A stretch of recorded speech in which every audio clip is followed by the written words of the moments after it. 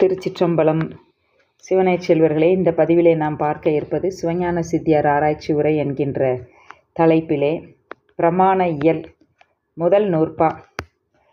சித்தியாரில் முதற்கண் கூறப்படும் இயல் பிரமாண இயலாகும். இந்த இயல் இந்த பகுதியில் பதி பசு பாசம் எனப்படும் முப்பொருள்களினுடைய உண்மை உணர்த்தப்படுகின்றது. பதிப்பொருள் ஒன்றே உள்ளது.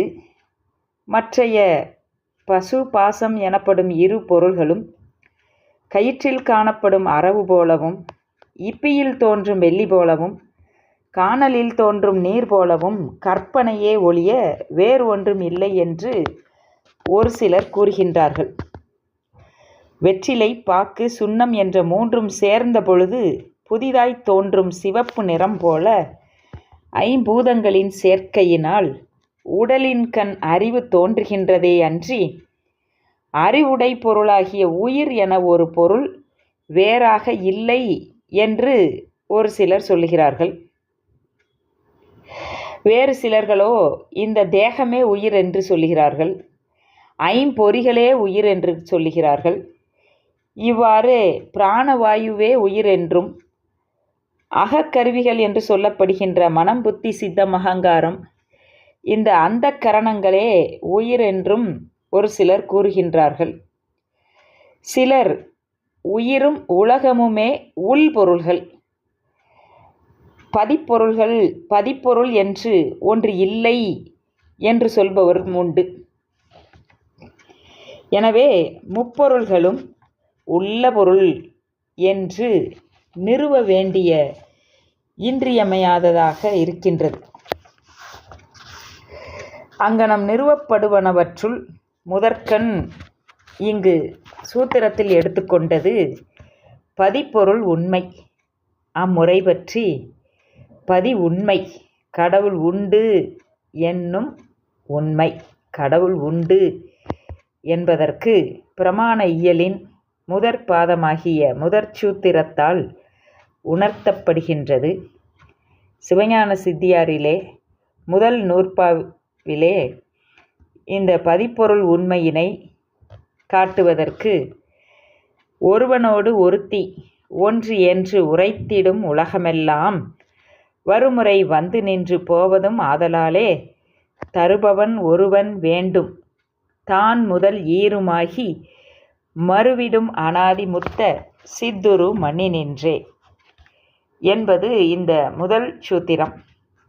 இதன் பொருள் என்னவென்று பார்த்தால், அவன், அவள், அது என்று அவயவ பகுப்பு உடைய இந்த பிரபஞ்சம் தோன்றுதற்கு உரிய சத்காரிய முறையால் தோன்றி நிற்றலேயன்றி அழிதலும் உடையது ஆகையால் அது தன்னை தோற்றுவிப்பான்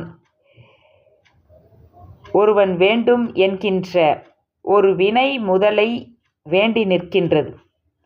எனவே அவ்வுலகம் ஒடுங்குவதற்கு ஏதுவாய் நின்ற சங்கார காரணனே அஃது ஒடுங்கிய பின்னும் அனாதி முத்த சித்துருவாய் நிலை பெற்று நின்று அனாதி பெத்த சித்துருவின் பொருட்டு.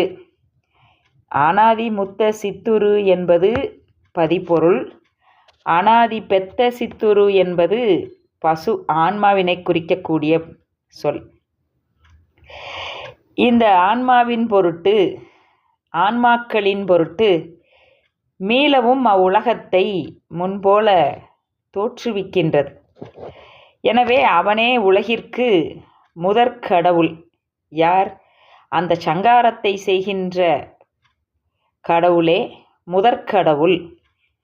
அதனால் அவனே உலகிற்கு முதற்கடவுள் என்பதாகும்.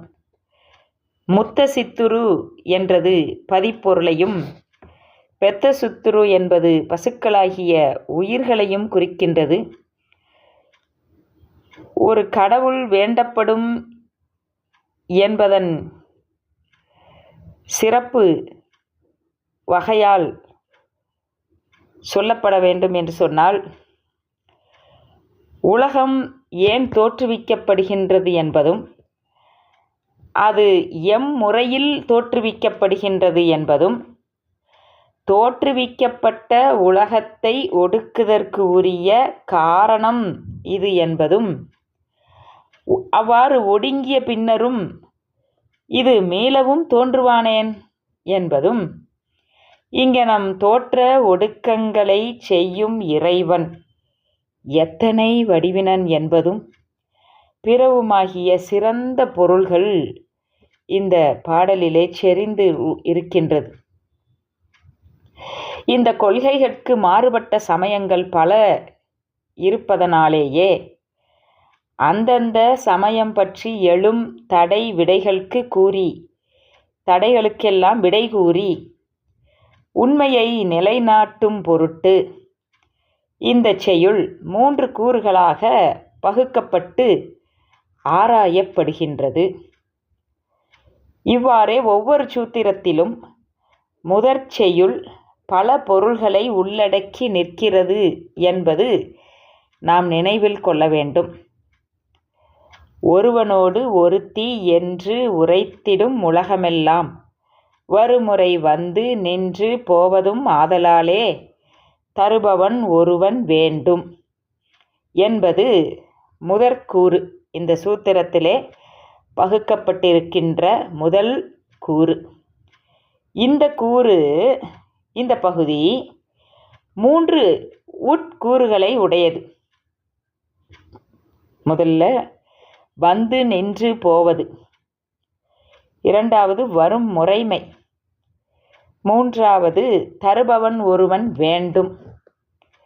வந்து நின்று போவது என்பது உலகத்துக்கு தோற்றம், நிலைபேறு, இறுதி என்ற முத்தொழிலும் உண்டு என்று கூறுகின்றது.